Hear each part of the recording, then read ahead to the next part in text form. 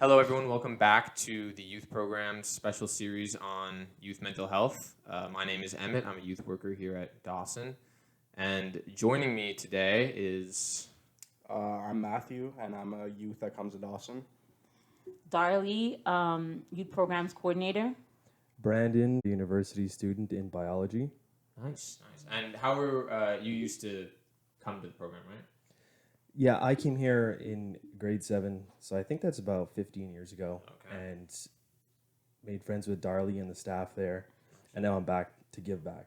Amazing. So today's episode of the podcast is going to be about drugs and alcohol and peer pressure. It's a heavy subject, but again, as a disclaimer, the purpose of this podcast is to share community perspectives. This podcast is not a mental health resource, and it shouldn't be substituted for professional help, but it is valuable to hear what other people go through, and hopefully it can provide you with some insight. So, with that being said, I'd like to pose the question to everybody. Youth, between 13 and 18, that's usually when people start using substances or start drinking or are introduced to it from friends and drugs as well. So, how old were you guys when you had your first experience with drugs or alcohol or were introduced to it? Matt, do you want to start? For me personally, when I started I started smoking weed. I was at 15, and it hasn't really changed much to be honest. But I was never a big drinker because my dad's always drank, and there's nothing wrong with him. Drinking. It's not like he's abusive at all or any way like that. He drinks a lot. That's about it. But yeah. So I never. Actually, I think one of the main reasons why I don't drink or drink a lot is because of my mom growing up. Because I'd be like younger, and then sometimes you're a kid, so you wake up at like basically anything or super early, and basically just like not walk in on my mom like shit face basically, but it's just like after like a fun time. I don't know, hanging out with like aunts and uncles and stuff like that. Party. Yeah, exactly. So, and she's like, she always told me like, oh, don't drink. Like this is what's gonna happen, and I'm like, that's always stuck with me because I always had like a big fear of throwing up. So, Yeah. obviously, if you drink a lot, it's bound to happen. So, What about you, Darlie? I What was was your so first late experience? in the game. There's no way. I came from a strict household. There was none of, out partying and drinking at 15, 16. What? And on top of that, I'm a girl. No. I know like my older brothers, they've lived. So I think we've seen and we're kind of like, nah. I think drugs never, not really, just because I can't. I like to stay in reality because of a sense of like control. It's also a false sense of control, to some degree. But for alcohol, super late. I think I was like maybe 22, 21, 22, and yeah, it's working in for that. But yeah. Yeah, so I got a little bit late into the game, kind of like Darlie, but my situation is the opposite of Yeah, Matt. Matt's. Uh, so I didn't really have that kind of friend group that were the drinkers. The drinkers were I guess you could say, the cool guys at the time. But how I got into drinking was maybe a little bit after high school. Maybe I was 17, 18. I started drinking a little bit, and it was super fun. But after a while, after many years, once my own mental health started to decline and I found drugs, that's when I got really addicted, and it became like a super big problem. And it took me a number of years to figure out like that I even had a problem in the first place. And I think that's what a lot of people go through. And people have to just accept that they have a problem so they can take that first step to beating it. So you were 17, 18? 17, 18, light drinking with friends. It was always fun. It was maybe once every 2 weeks, spend maybe 30, $40. But then it was kind of like a gateway. And it wasn't right away that I got into drugs. It takes years, and it takes a change of friend groups. But a lot of people get there, and it's not a road that anybody wants to take, I can assure you. What about you, Emmett? For me, I think I was 15 New Year's when I was 15 was the first time I drank, and I mean, it wasn't a good time. We woke up.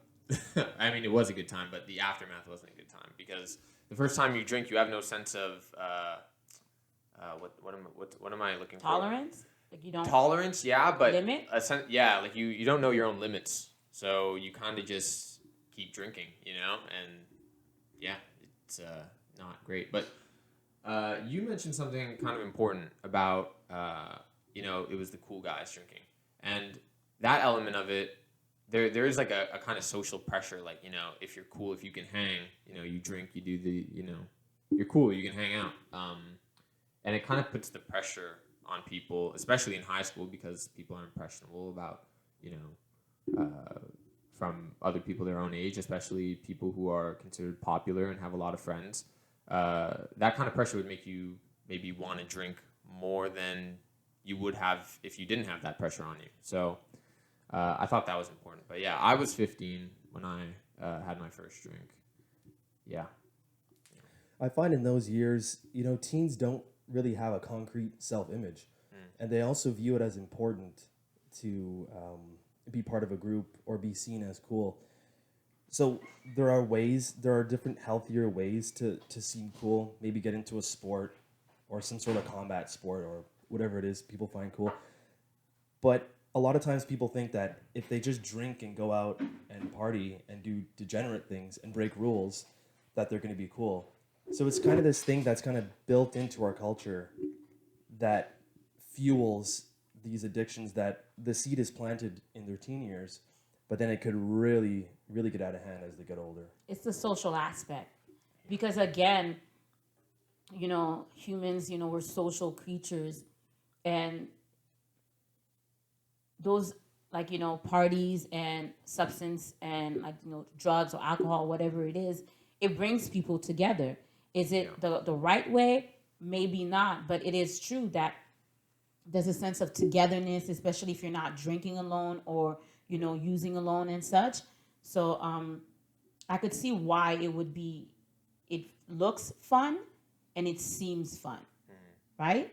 Right. Yeah, and I don't think it's the substance itself that is the issue. I think it's people's relationship to it, because there are people who can regulate and it's fine, and there are people who are less able to, and maybe substances or alcohol or drugs aren't the best for those people. And I think it's, Matt, you mentioned, like, just to bring it up again, you mentioned seeing your mom, after a long night of partying and having that impression. Having a good time. Having a good time, yeah. So Show one with that. yeah, I mean, the aftermath is always bad. The hangover is always enough to make you regret doing what you did the night They before. get much worse as you get older.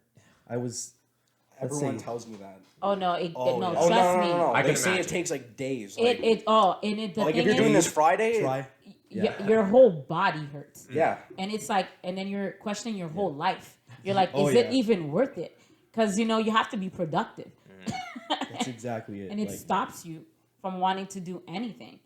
that's But I don't exactly know. it. But That's the peer exactly it. pressure, though, have you ever felt like peer pressured? Yeah, I mean, I can speak to it. I've smoked weed. It's not my thing. It kind of caused me to trip out a lot, but everyone was doing it. That's what my friends were doing, so you figured you'd try, and yeah, it just wasn't my thing. Like, how I reacted to it, it was really bad. So it just was not for me.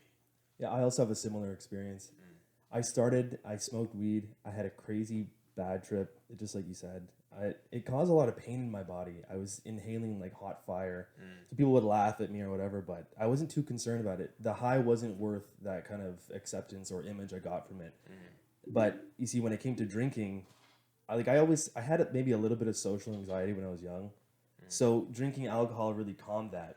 But it also kind of like polished my character. It kind of made me seem like I was more outgoing than I was, or I was a little bit more fearless, Yeah. or smarter. Confidence. Yeah. So- exactly. And then so I kind of used it as a crutch. I remember I was invited over to a party, and the first time I felt like I just felt like I had to go to the dépanneur, and then I had to get a bottle because I wanted like that image that I built on alcohol to always show up. So it kind of creeps up. It goes from drinking, let's say, once every 2 weeks to, okay, now I have to drink a little extra to go do this social gathering. Yeah. And then at school, talking to people, I thought I was always boring without alcohol. So I brought it to school. And then when I started doing drugs, it was like alcohol, but at a whole new level. But you didn't have to take like 10, 15 sips. You just had to do like whatever the drug is. It could be administered very quickly. And that's how like it spiraled out of control for me. Right. Okay. I think I can relate to something you said about the social anxiety part. Absolutely. Being at a social gathering or whatever, it takes the edge off to be, like feeling good, you're tipsy, you're buzzed, whatever, and it's easy to go from that point to like completely drunk and like completely gone, Yeah. Yeah. But Matt, you have the opposite. I mean, I was talking about how like I'm like tripping out on weed, but you don't like alcohol, and Yeah, it's literally like the exact opposite. Right. Like, I mean, I do drink on occasion, but it's like super rare. Like, I'm not the biggest fan of it, but I mean, I like smoking weed like a lot. For me personally, it's not even like, oh, it takes the edge off of things or anything like that. I mean, I just enjoy it. I think it's just fun. I mean, there's just certain things that I really like about it. I mean, obviously there's the big social aspect, but I mean, I do smoke alone. But like, I do like hanging out with like, say, friends and stuff. Like, I can be the only one smoking. But I mean, even just having like someone to talk to while you're doing that, I mean, it's just not even like it takes the edge off. It's just, I don't know, it's a fun time. Sounds like a habit, I guess. Yeah, exactly. okay. That, yeah, more to be like that, to be honest. It's not a, I've never felt the social anxiety or this pressure from other people to drink or to do drugs. I was also like a bit of a square. In a sense, like I was cool though, but but when all my friends would be, if they were young and drinking and smoking weed or whatever, I would be like, but why? Like I never got it. And I'm like, but you're gonna get in trouble. And to me, I don't know, you guys are not from like immigrant Caribbean families. The trouble is not like you're punished for a week.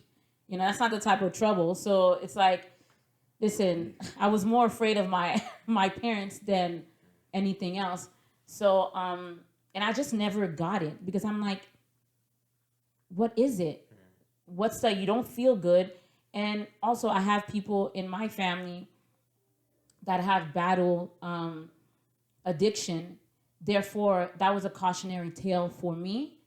And it was from a young age, like, hey, don't be like this person, even though it's not fair that back in the day, that was how I was introduced to certain members of my family. Because again, behind the addiction, they're probably now looking back a deeper problem, and there was obviously a mental health issue.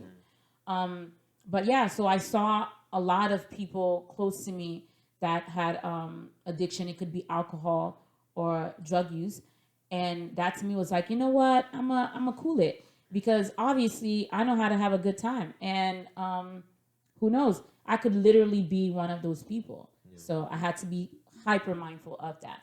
You mentioning how you were introduced to family members like that was unfair, and I think that gets at labeling. When you just label someone an addict, it takes the humanity out of it. You know what I mean? 100%. Instead of being a person with an addiction, it's just an addict. Yeah. or junkie. Junkie. Like Right. Exactly. terms like that and phrasing and labels like that only further the stigma and make it more concrete. Absolutely, because you are more than just your, you don't have to make your problem, your mental illness or your addiction, your identity. You're a whole person. Yeah. You know what I mean? This is something that you're going through. This is part of your journey. But it doesn't mean that it's everything that you are. So, but we see a lot of that. For me, doing youth work, we see a lot of youth coming in and passing through, and to remind them, you're more than just that. You know what I mean? This is something that obviously that you're going to have to live with and fight and then heal from, but you're so much more. But looking back, I feel like if my family member had a little more compassion for others, family member, I should say, then it could have been a different story. Yeah. And I wouldn't be so afraid. I wasn't afraid because I didn't want to. Yeah, I didn't want to do it, but it was more so the fear of like not being like this person. Yeah. Yeah, I know what you mean. Okay, I think a lot of people, when they're going through their addiction, let's just say, for example, somebody who drinks every day and they're drunk, they don't even know what their behavior is like. They don't have like that outsider's view. But when you get off of it and then you see your old friends drinking all the time or doing drugs, and you see either the damage they're causing or the fool that they make of themselves, then you kind of get like hindsight is 2020. You could say like, you know what, like I was that person, I didn't even realize it. So I think that's an important thing too. Is a lot of these people don't even know what they're like when they're drinking. They don't know the damage they're causing.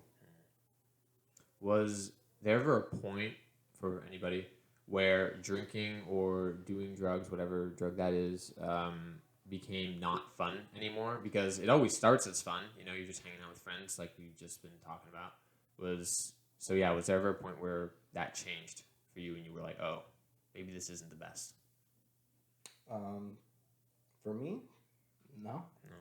I mean, I still enjoy it as much as I did when I first tried it. I mean, I don't know. There's just something about it. Yeah, Yeah, okay. that's real, and that's Yeah. your story, and that's Yeah. fine. That's fair, yeah. What Yeah. what do you do when like after you smoke? Do you like play video games, listen to music, like I mean, for me, I'm like a big music listener, so Okay. I mean,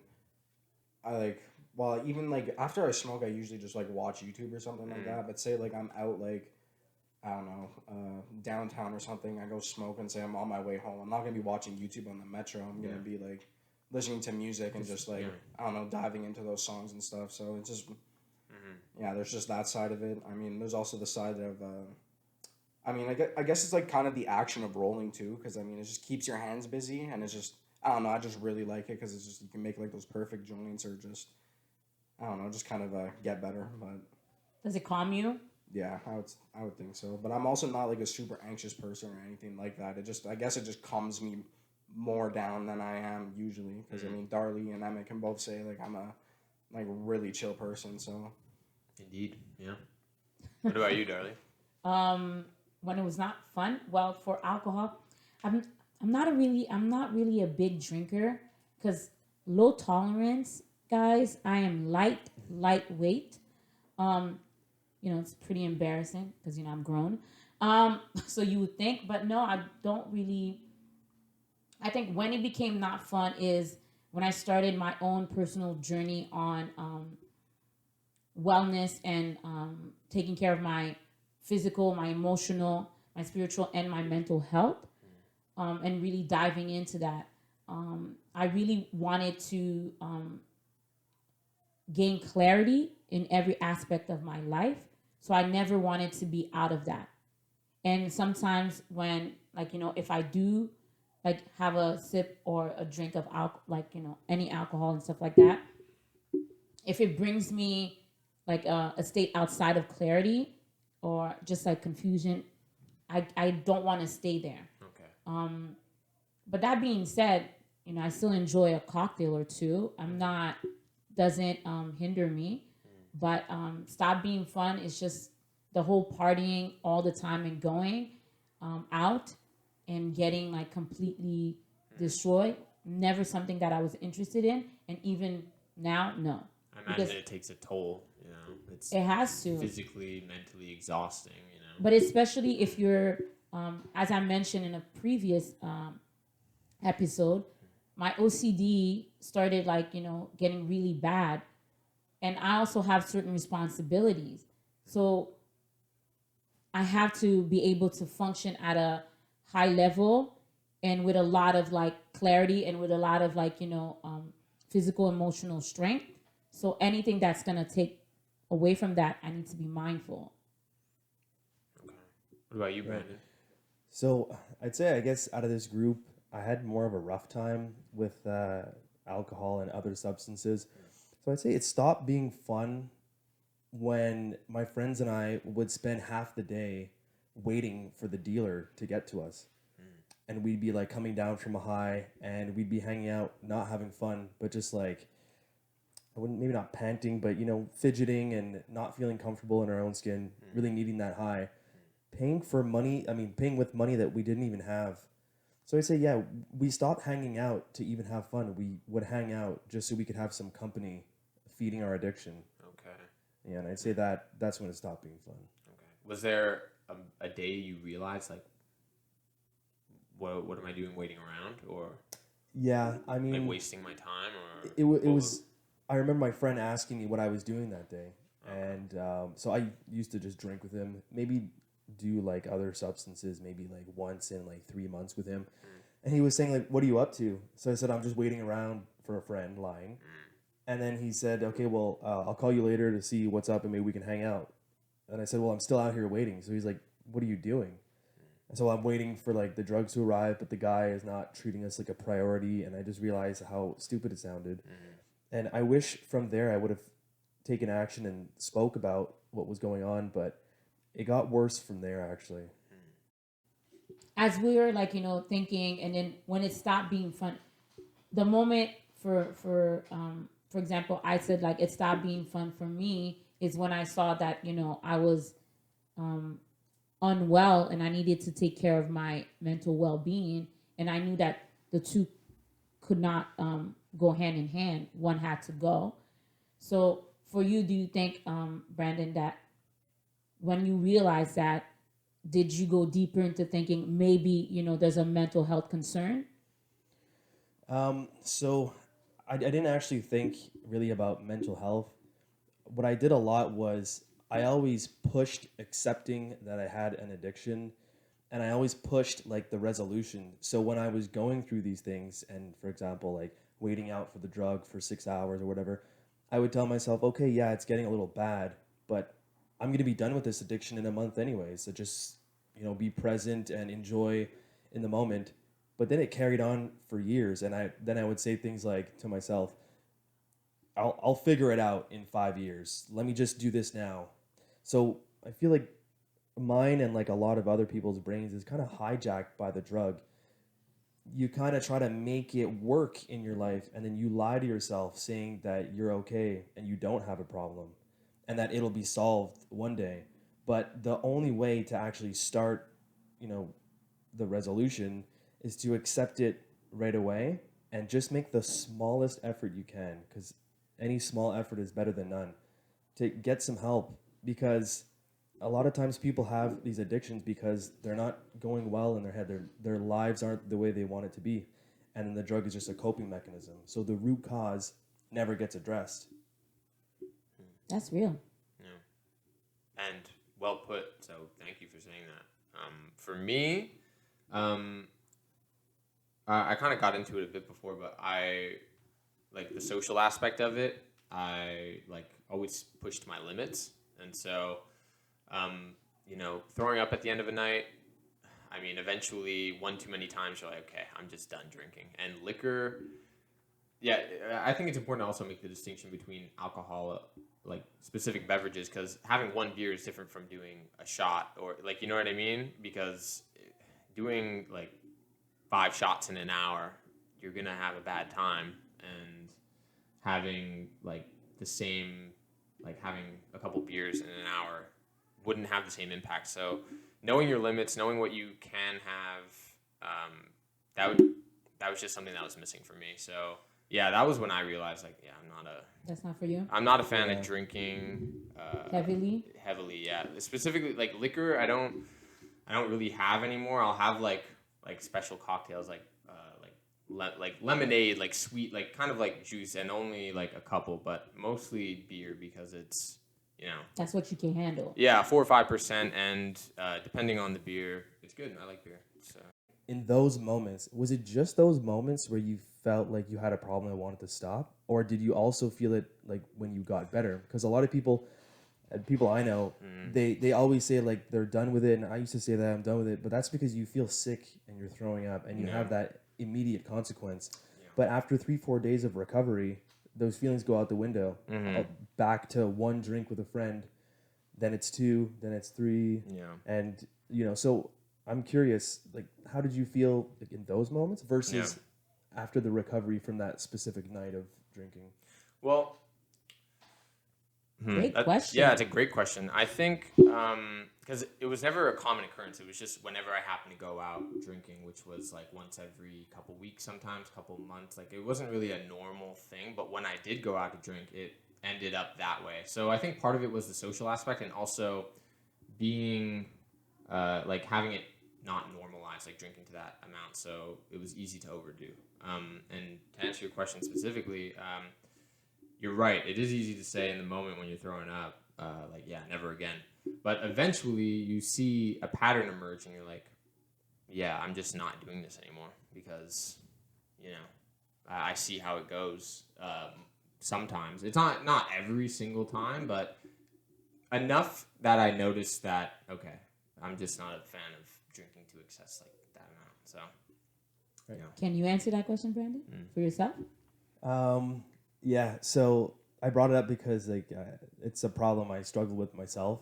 But the funny thing is, and I'm sure a lot of people go through it, is that even though I was drinking all the time, I always wanted to stop. Like my addiction had like a huge control over me.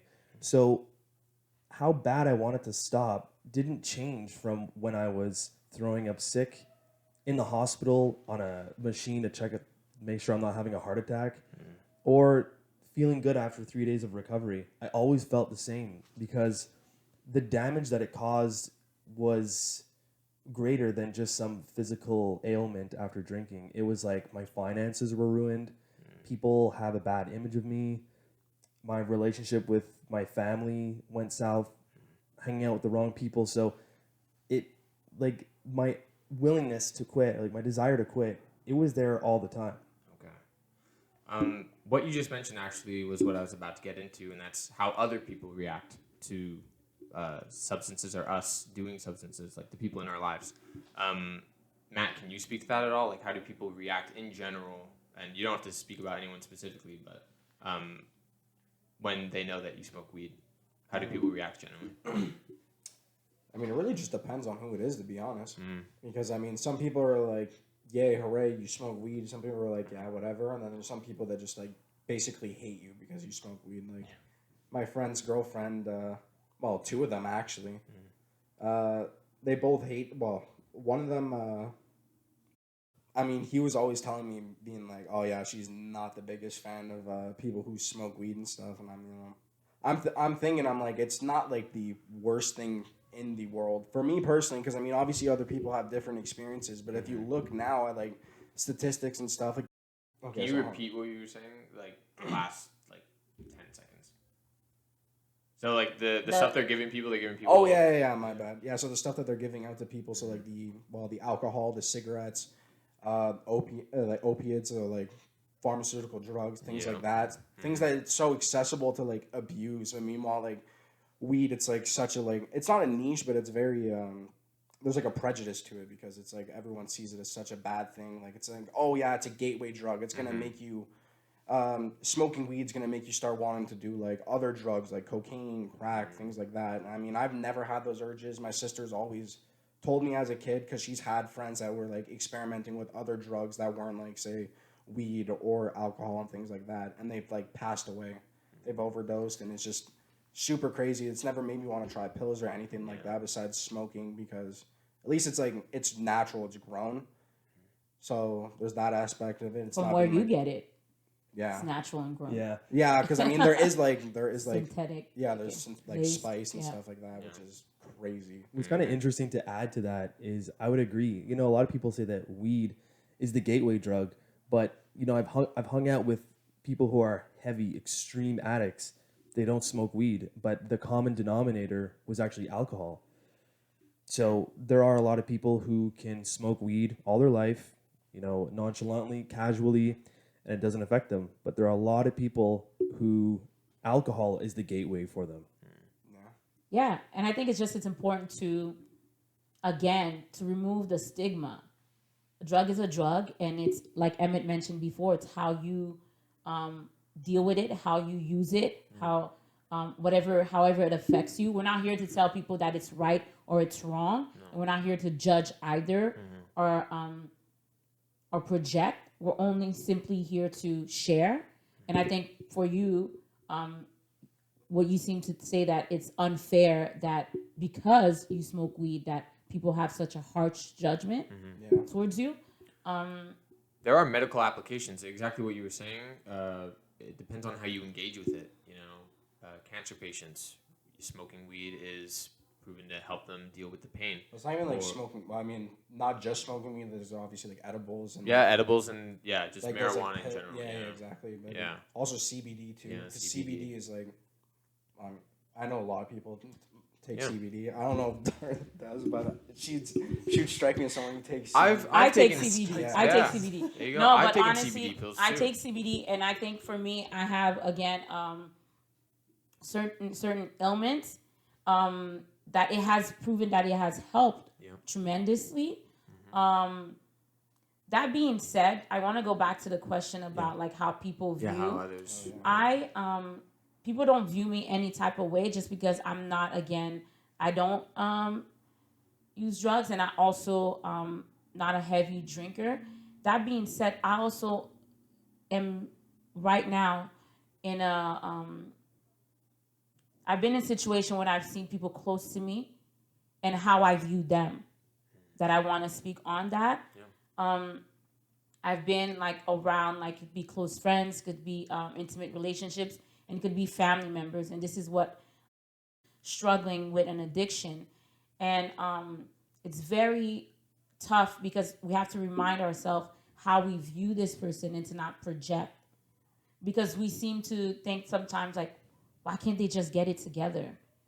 And then to use like almost like a a trauma-informed lens, because I use that in my practices here, how I, do the like youth work, but I have to bring that home as well. It's like, hey, it is an illness, it is a disease. There's so many variables that we're working with, and we need to be mindful of that. That it's like, for us, it seems like, oh my gosh, it's a lot, but it's not harder than it is on that person that is going through it and that's trying to live through it and overcome it, right? I thought it was important just to mention. It's not so much how I view people view me, but how I view that person. Right. I feel like there's a big stigma behind these drug and alcohol addictions. So I think that if you blame the person and the stigma is on the person, like they're not doing what it takes or they're a hopeless addict, it's not really addressing the root cause. Like the drug literally changes your brain chemistry. It makes you think differently in order to incorporate it into your life. So without addressing how it's a physical disease in your mind, in your body, and just labeling people as you're just an addict, you're not getting it together, it doesn't help anything at all. It's the stigma behind it that doesn't help. Yes, and absolutely, because now we had to really come to terms that this person is dealing with a mental illness. Yeah. And then once we were able to understand that, but why did we have to go there in order for us to have compassion? Yeah. When that compassion should have been given immediately. But yeah, we realized that person is dealing with a mental illness, and it's true. What are the root causes of that? But I gotta tell you, it's actually very tough. Earlier, I think you're making a very important point because you're talking about the flip side of this entire episode, which we've been talking mostly about our own engagement with these things, but the flip side of that is knowing someone who is dealing with these things or engaged with whatever and dealing with addiction. It's difficult. Brandon, what about you? And how did you find others reacted to your drinking or whatever? Was that a difficult thing that you had to deal with? Yeah, so when it first started to become a problem, my family members, they would always make comments, and rightfully so, say that I've changed and I've got to get it together. I remember my friend and I, we went to someone's house I think it was to just sell them weed. And this person went to my high school, and this person said to my friend in a private text message that they felt bad for me because I've changed so much for the worse because I started drinking and hanging out with the wrong people and living like a degenerate lifestyle. So I'd say all around, the people who actually cared about me, they had a negative point of view. They were kind of disappointed. But the people that I were hanging out with, and other people that wanted to join me and join in on the fun, because all of a sudden I was cool, well, they thought it was a positive thing. They were always inviting me everywhere because they thought, well, wherever we're going to go, whatever the situation is, whoever's there, whatever drug is there, whatever the event is, they know I'm going to be there and bring that energy. But that's because I'm all, let's say, coked up or on Percocets or a bunch of alcohol. So it was a mixed bag. And then when you finally get out of that, you see, well, those people who are making, let's say, not mean comments, but criticizing, they were the ones that actually cared. And the ones that encouraged it and enabled it, they like, my mental health wasn't a concern to them. My life wasn't a concern. It was, they were being selfish and they wanted me to enrich their life and like justify their partying by me joining them. Yeah, absolutely. And you're right. That kind of criticism does come from a place of love. Ultimately, those people do want you to be doing better. But in my opinion, I think the way that a lot of people do it is counterintuitive, or it defeats the purpose. I mean, saying like you got to get it together, or like, you know, it feels shameful. When Absolutely.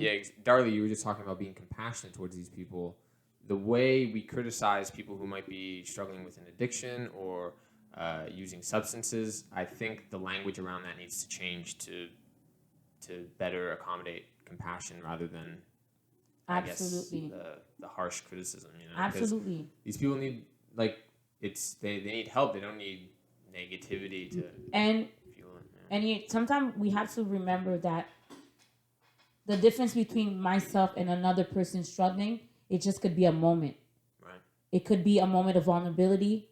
It could be an opportunity of any kind.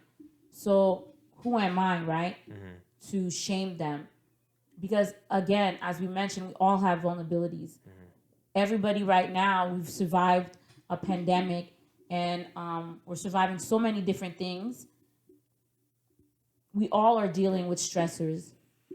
So just because I'm coping in one way, that's my way. But again, I am one thin line. And I have to remind myself of that. And when you do youth work and a youth or young adult comes to you and share, there's no point in being like, oh my gosh, again? Did you fall off the wagon? Or what's the term, like, you know, or Relapse.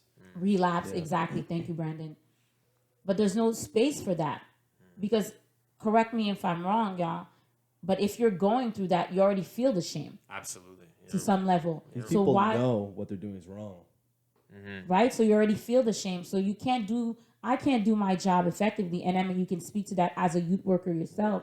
We can't do our job properly if we're adding shame to that. We have to welcome that person and be like, okay, how are you today?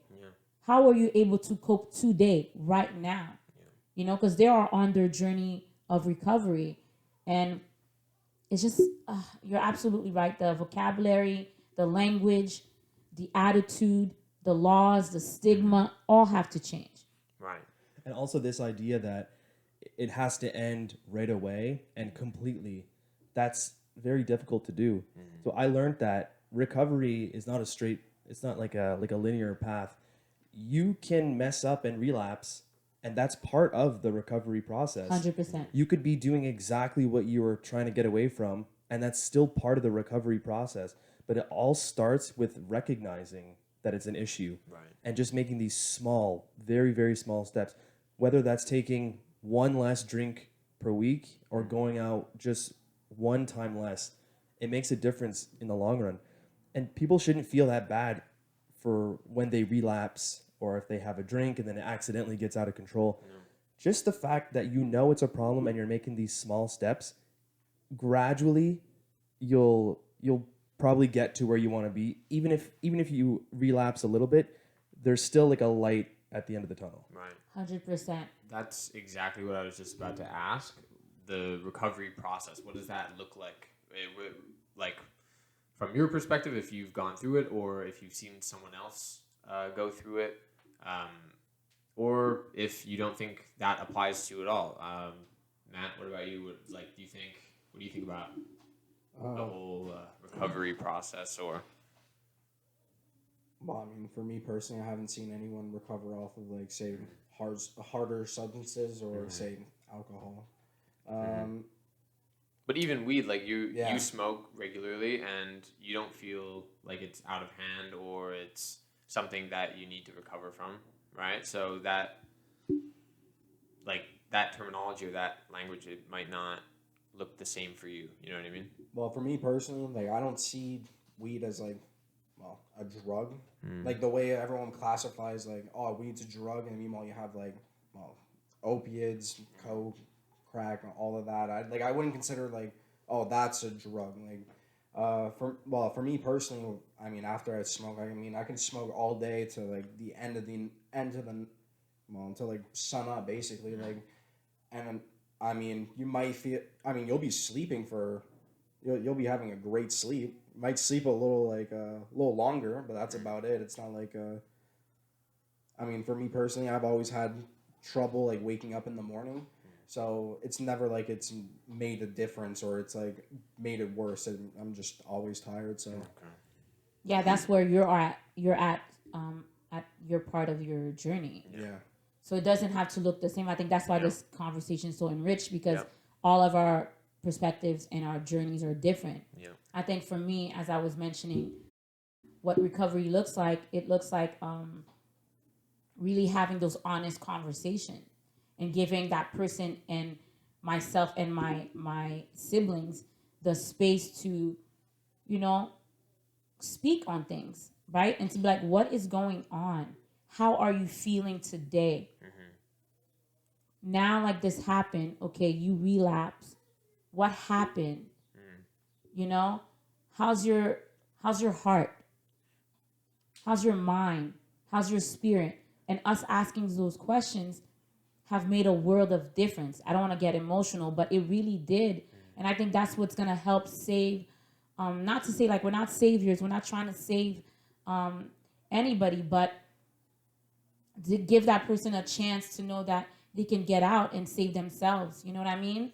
So because at the end of the day, they have so much to live for, and it's a matter of like, you know, a space for them to talk about mental illness, to talk about recovery, to talk about like, you know, trauma, and have those conversations, and to encourage them to go get help. Right. You know what I mean? There's so much we can do, but for this person, they are now speaking to their psychologist, speaking to a psychiatrist as well, speaking to key people. So it's like we're taking those steps, but as you mentioned so much, Brandon, the root causes. And even if they don't get to share with us, but they're able to finally, you know, like this person that I'm talking about, he's, you know, he's a black man, a Caribbean man, you know, immigrants, all that. His challenges, I can't understand. I understand being black, but I don't understand the other part. I don't know what it's like to be a man. I don't know what it's like to not be able to speak up and to be like, hey, I've been feeling low. Like I'm hurting. My soul is hurting. Like my mind is all like messed up. And then on top of that, you know, you have to have this allure that you're strong, that like you're a pillar of strength for everybody around you. You're an older sibling, you know, you're a parent, all those things, a friend, a community member. So I can't even begin to imagine. So giving more spaces for people to just be and to truly feel, and then help them and give them the tools, and also encourage them to go get help. I think that's what recovery looks like for me as somebody that is supporting someone in recovery right now. I think that's a good point.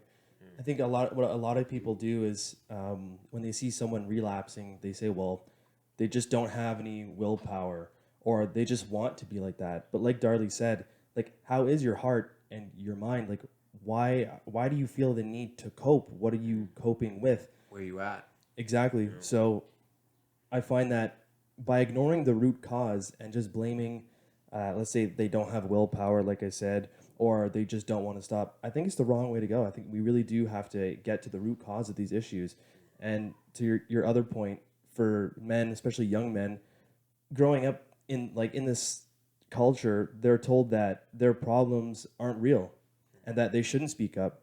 But we're all human and we all can feel the same. We can feel really down. So I think it's really important to get the message out there that whether you're a man or woman or whatever you identify as, that you can speak up and it's very important to you. And it doesn't make you weak. It makes you strong. It's what many people don't do. Absolutely. And I don't know if you want to. Sorry, go ahead. What does it look like for you, Emmett? For me, well, actually, something Brandon said kind of changed my answer while he was speaking. I don't think I don't think I've experienced addiction. I think it would be unfair to say that.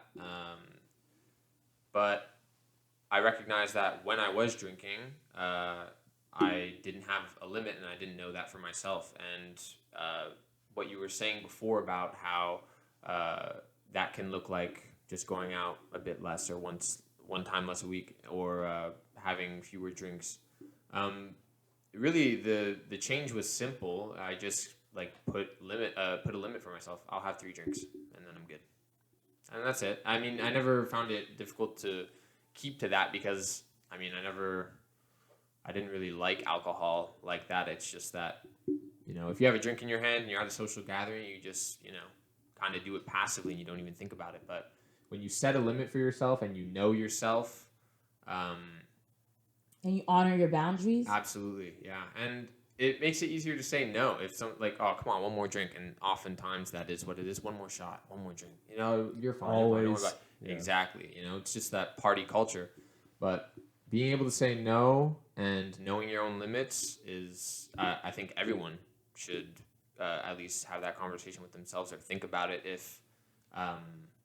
even if it isn't an issue. I mean, just knowing yourself is an important thing to know for everybody. Yeah, I think, and also, so for those that are kind of lucky, like Emmett, who they could set a limit and honor their boundaries, Right. as Darley said, but people like myself who tried that and it made it worse because I always got down on myself for not respecting it, and I spiraled out of control. Yeah. What helped me was asking myself, what do I want out of life? Take a step back. What do I want out of life? What do I want to contribute to society? So for myself, I always wanted to be a medical doctor, and I was always told that it's impossible. Do something else. But I said to myself, I'm gonna do whatever it takes to do that, and alcohol is just not helping it. So if you set up a goal that's greater than what you are, that's really up there, then just realize that alcohol will screw it up, or any substance will, and it's a pretty good motivation to get off of. And where are you at now? How are you doing now? You shared a lot, which thank you Super for. I know, brave. yeah, not easy to do at all. So thank you again. You too, Matthew. Yeah, everybody, thank you for contributing. But yeah, where are you at now, Brandon? How you doing? So, well, just a little backstory. I did used to drink and take drugs almost 7 days a week, but now I think I had 2 relapses, very small relapses in the past 2 years. And I came back to school. I had some grades that I had to fix, and I maintained almost the best possible GPA. And now I do have some pretty exciting extracurriculars going. So I will be volunteering in the ICU, and I also have a tentative position. I just got into it to work with a project at my school that is commissioned by the Canadian Space Agency, and sometimes they're also commissioned by NASA. Great job. So yeah, came a long way. May not be anything crazy, but it's a lot better than drinking every day. I have all my finances back in order. I used to be in debt. Now I paid the debts off and have extra money. And yeah, so you don't have to diminish it. It is great. It is something to be congratulated. So Absolutely. yeah, I like to be proud, but never satisfied, and keep the goal going. How's your mental health? All of you guys Yeah. right now. This is our last one, right? yes, this is the last episode. So let's ask this is this a good way to question. wrap up. Yeah, how is your mental health, Matthew? What's going on? But yeah, I'm good. I mean, nothing crazy's changed. Yeah, nothing crazy's happened. Nothing changed. So. Right. And Darley? I mean, I feel like I'm gonna go last, trying to figure out what to say. Fair enough, Brandon. You care to go right So, I mean, like on a regular basis, I feel a lot better than I used to be, but I do have my own personal anxiety issues. You know, I had medical issues. I have family members who have gotten very ill. So that, you know, that took a toll on me. It's very stressful to try to do what I'm doing and try to become a doctor. So there's extracurriculars to do. You can't really slip up in school, and there's a bunch of things. So I do have like a lot of stress, and my mental health isn't always the best, but you know, I understand it, and I'm not afraid to open up about it. So yeah, overall it's better, and I'm okay with it going down sometimes. But I do know one thing is that drugs and alcohol is a very temporary band-aid. And if I were to get into that, I know for a fact it would be a slippery slope all the way back into debt. And then I wouldn't be able to commit myself back into school or these projects. And if all that goes away, then I'll be right back to where I was. And yeah.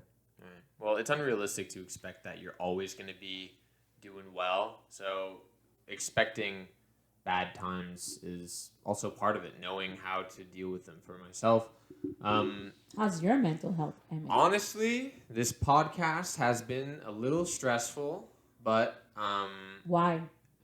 just the work. I want to make sure that people have a resource, and I want to make sure it's quality. So I was, I can't lie. Just putting the podcast together and sharing.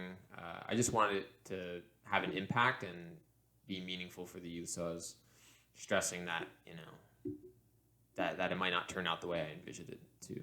So, but honestly, after having these conversations, seeing the body of work after the fact, I'm pleased. I'm happy and honestly relieved. So your mental health right now is relief? Yes, I would say so.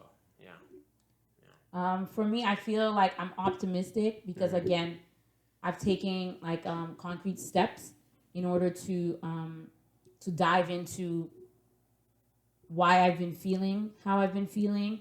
Again, it's preventative. I don't want to wait until something happens and for me to,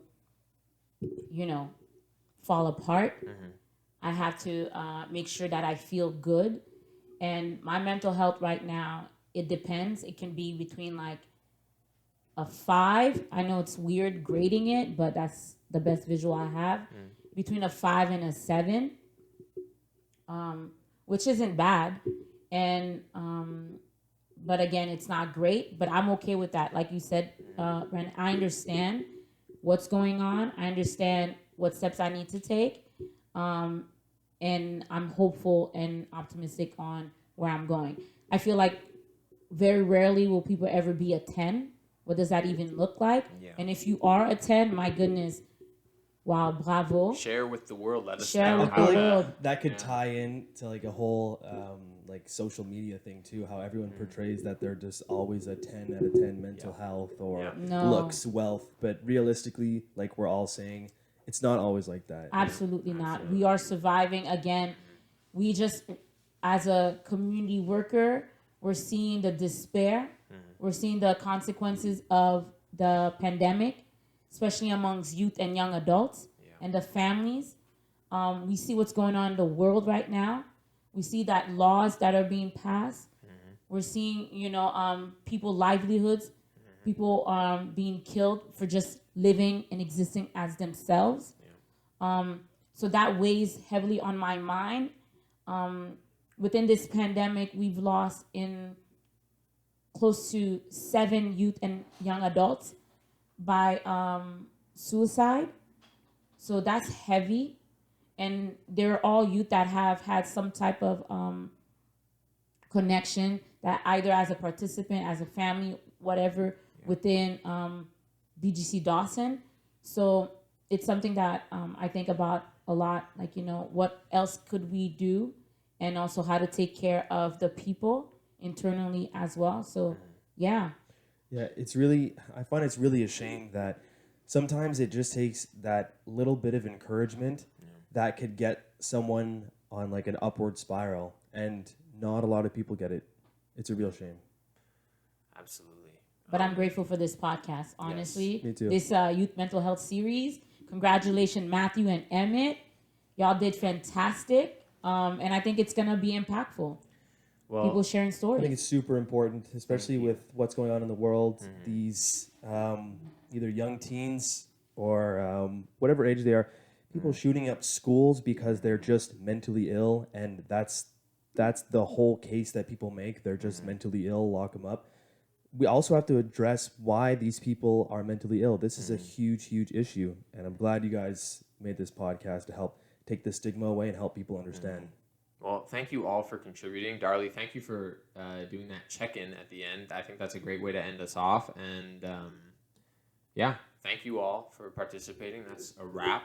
Thank you for having me. Thank you, guys. Thank you.